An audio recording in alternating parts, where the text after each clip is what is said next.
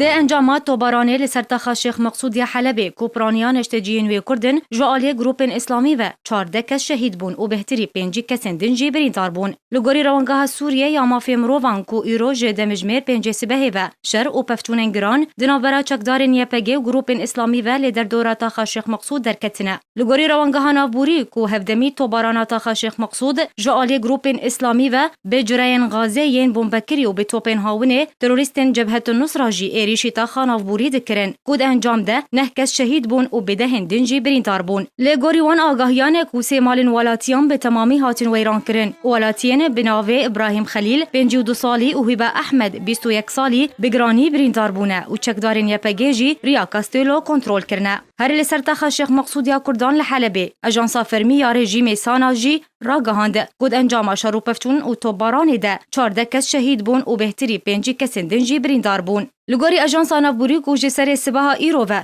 بدهان توپن هاون و موشکان لطاخا شیخ مقصود کتنود انجام ده 4 کس شهید بون و 7 دنجی بریندار بون. لگوری اجانس نافبوری کو ده بردوام بون توباران جوالی گروپن اسلامی و 10 کس دنجی شهید بون و هجمارا برینداران ج 5 کسی بهتر بو. هروها دازانین کو هجمارا داویا شهیدان دبه کو بهتر ببه جبر کو هنگل کس دبن کاولن کو هاتنه توباران کرن مانه. هر لگوری اجانس نافبوری دوجی بدهن توپان لطاخا شیخ مقصود کتنه کود انجام ده 8 کس شهید بون و بهتری 20 کس دنجی بریندار بونه. طاخا شیخ مقصود یا حلبی کوپرانیان اشتجین و کردن افده مکراستی توباران جوالی گروپن اسلامی و تی کود انجام ده بدهان ولاتین کرد دبن قربانی دوی کو بدهن ریکفتنان دنابرا وان گروپان و چکدارین پیاده ده هاتنا پیک آنین.